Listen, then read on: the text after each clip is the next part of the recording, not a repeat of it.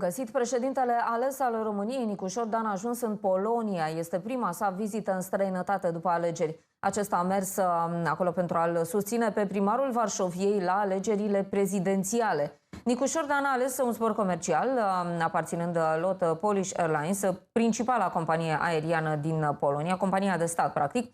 Avionul a decolat la 8:20 ora României. La Varșovia, Nicușor Dan se pregătește pentru un meeting electoral acum organizat pentru candidatul pro-european. Nicușor Dan a ales să facă prima sa vizită în afara granițelor ca președinte ales. Acesta a călătorit în Polonia, care se află la un pas de desemnarea noului președinte. Țara aliată României se află în pline alegeri prezidențiale și urmează să decide direcția pe care o va urma, una conservatoare sau una pro-europeană. Am fost invitat în ultima mea zi în care nu sunt președinte. O să merg la invitația colegilor polonezi, o să merg la un eveniment electoral care să sprijine pe candidatul democrat, primarul Varșoviei. În cel de-al doilea tur al alegerilor prezidențiale din Polonia, din 1 iunie, se anunță o competiție strânsă. Primul tur a avut loc pe 18 mai, odată cu turul 2 al alegerilor prezidențiale din România. Primarul Rafał Trzaskowski, candidatul pro-european sprijinit de premierul Donald Tusk, a obținut aproximativ 30% din voturi, contra candidatul său Karol Nawrocki. De la Partidul Lege și Putere, sprijinit de președintele Poloniei, a fost votat de aproximativ 25% dintre polonezi. Nicușor Dan a fost sprijinit public de premierul polonez Donald Tusk în timpul alegerilor prezidențiale din România, în timp ce George Simion l-a sprijinit pe ultraconservatorul Nawrocki. Vizita lui Nicușor Dan în Polonia este prima în afara granițelor, chiar cu o zi înainte de a prelua mandatul de președinte al României. Acesta va depune jurământul pe 26 mai la Palatul Parlamentului, în plenul reunit al Senatului și Camerei Deputaților. Nicușor Dan își începe oficial activitatea la Palatul Cotroceni după ceremonia de predare-primire a mandatului, la care va lua parte și președintele interimar Ilie Bolojan. Este așadar prima întâlnire externă de rang înalt a președintelui ales Nicușor Dan. A fost deja primită de premierul Poloniei Donald Tusk la sediul guvernului din Varșovia. Tusk a postat deja și el pe rețelele de socializare această fotografie cu președintele ales de România pe 18 mai. La fel a făcut de altfel și Nicușor Dan. Vreau să-i susțin și eu pe ei, a spus Nicușor Dan în prima sa vizită externă pe care nu a ales întâmplător să o facă în Polonia. Chiar la această oră în Varșovia începe marșul milionului de inimi, un meeting pentru forțele democratice. Săptămâna viitoare sunt din nou alegeri în Polonia, iar Nicușor Dan și-a arătat susținerea pentru candidatul pro-occidental. Și discutăm și despre această vizită, dar și despre ce se întâmplă în Polonia. Sunt foarte multe aspecte asemănătoare cu situația din România, situația dinainte de alegeri, de alegerile prezidențiale, cu analistul de politică externă Andrei Șvarț în legătură telefonică directă cu noi chiar acum. Bună ziua! Bună ziua, mulțumesc pentru invitație, o plăcere să fiu alături de dumneavoastră. Și evident, încărcată de simboluri această vizită, spuneam că sunt foarte multe elemente în comun pe care le avem cu polonezii și, bineînțeles, Polonia un factor important pentru securitatea în această zonă. Știm că poziția României și a Poloniei este aceeași în ceea ce privește situația din Ucraina. La ce să ne așteptăm însă pe viitor în ceea ce privește relația dintre România și Polonia? Să ne așteptăm și acolo la un succes al candidatului pro-european sau este posibil ca situația să fie diferită? Da, după cum ați menționat și dumneavoastră, într-adevăr, Polonia și România împart un trecut comun, într-o bună măsură, dar și un potențial viitor comun, inamici și prieteni comuni.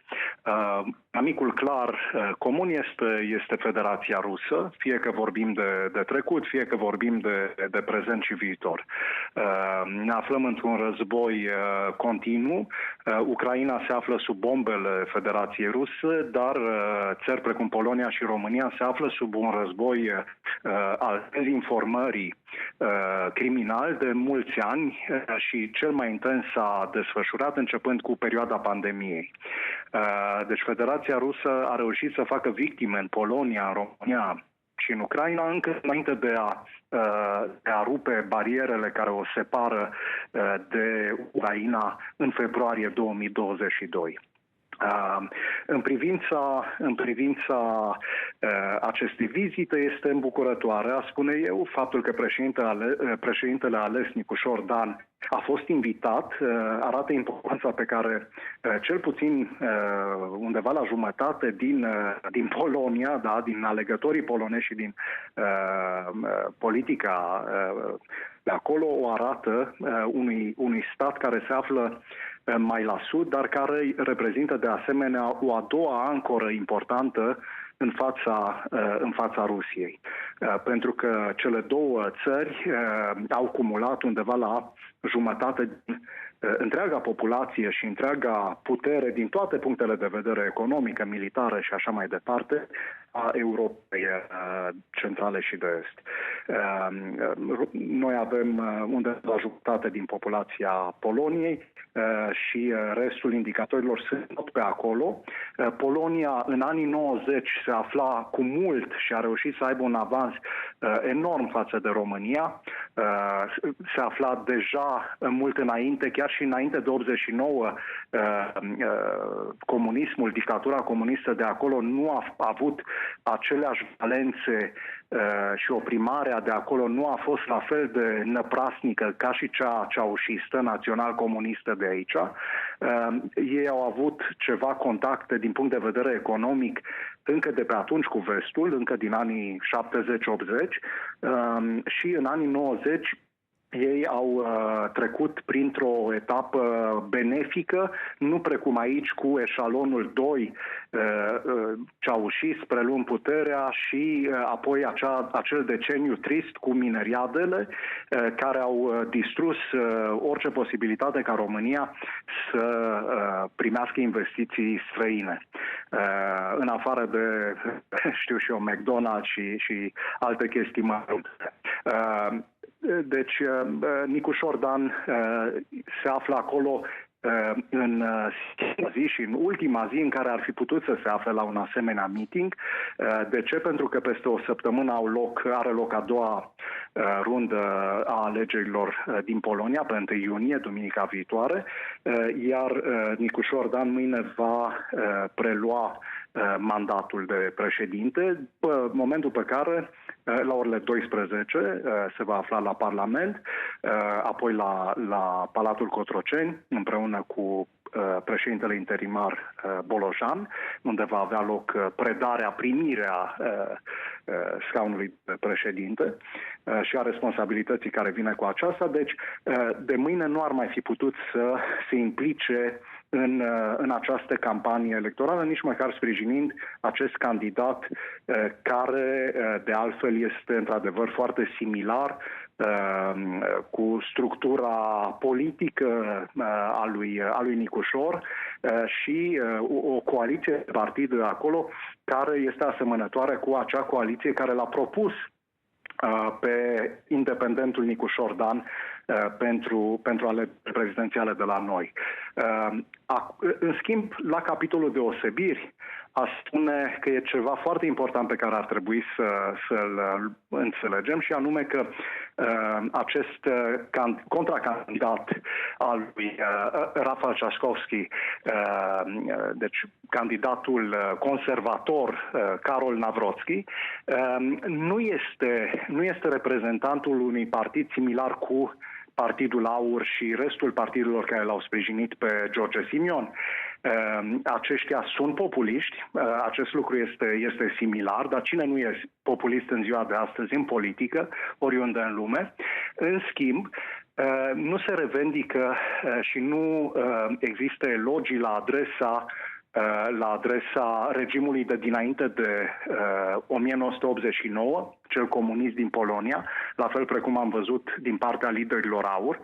Nu există să fredoneze melodii ale unor mișcări precum mișcarea teroristă legionară de la noi. Deci nu se uită cu mândrie nici la ce s-a întâmplat în al doilea război mondial, ci este un partid care are alte probleme din punctul meu de vedere, dar care totuși se menține în familia aceasta a democrațiilor europene din toate punctele de vedere, din punct de vedere al valorilor pe care se constituie și pe care le prezintă populației. La ei există un al treilea candidat care reprezintă un partid similar cu AUR, Șoșoacă Pot și, mă rog, ce alte partide se mai formează acum din această grupare. Acel candidat al Partidului Confederația este un extremist de dreapta și mai este cel care a luat al patrulea, care s-a poziționat pe locul 4 ca număr de voturi, care este un și mai mare extremist de dreapta. Problema este că aceștia, candidatul Confederația și acest Brown, îl sprijină pe candidatul conservator, pe Karol Nawrocki, și lui Rafał Trzaskowski îi rămân puține alte grupuri care să-l susțină pentru această ultimă săptămână. Așa că, revenind la întrebarea dumneavoastră inițială, alegerile acestea de peste o săptămână ar putea să meargă fie într-o parte, fie în cealaltă.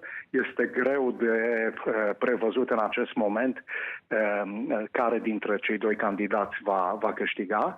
În orice caz, oricare dintre cei doi candidați va deveni președintele Poloniei. Sunt convins că vor fi relații foarte bune de colaborare între cele două țări, pentru că, după cum spuneam, avem o mare sabie a lui Damocles deasupra capului, pornită de la Kremlin. Acest lucru nu se va liniști nici dacă va exista un armistițiu pe linia de contact din Ucraina. Interesul Rusiei va fi în continuare să creeze panică, să creeze confuzie în întreaga lume liberă, în Europa, în Statele Unite, Canada și așa mai departe, la fel cum interesul partenerilor lor de coaliție, al Chinei, este să creeze tensiune în Asia și în zona Pacificului extinsă. Deci, lucrurile sunt pozitive din punctul meu de vedere. Această vizită a președintelui ales Nicuș Ordan în Polonia, a zice eu că este un motiv de mândrie pentru România și sper eu să dicteze o linie pe care Nicuș Ordan să o păstreze, aceea de a fi implicat în primul rând în ceea ce privește problemele interne, dar să fie implicat și la nivel european.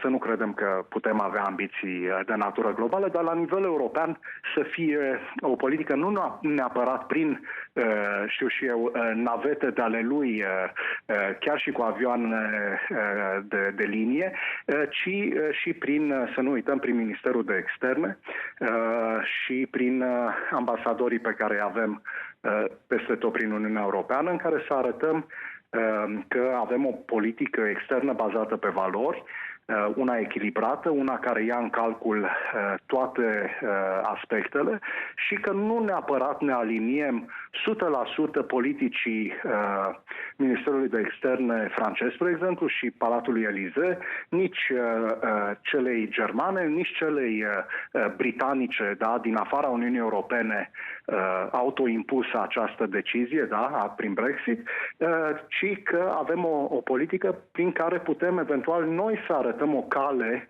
de echilibru pentru alții. Da, mulțumim foarte mult pentru această analiză. Andrei Șvarț a fost în legătură telefonică directă cu noi. Urmărim, bineînțeles, tot ce se întâmplă. Vom reveni cu date suplimentare. O prima parte a acestei vizite a fost întâlnirea cu Donald Tusk, dar, așa cum spuneam, la această oră începe și meetingul la care va participa de asemenea Nicu Șordan și vă ținem la curent cu tot ce se întâmplă acolo. Între timp însă, aici în țară, poliția și jandarmeria capitalei sunt în alertă din cauza protestelor anunțate pe TikTok. Chiar mâine, în ziua în care președintele ales, Nicu Șordan, își va depune jurământul de învestire în funcție.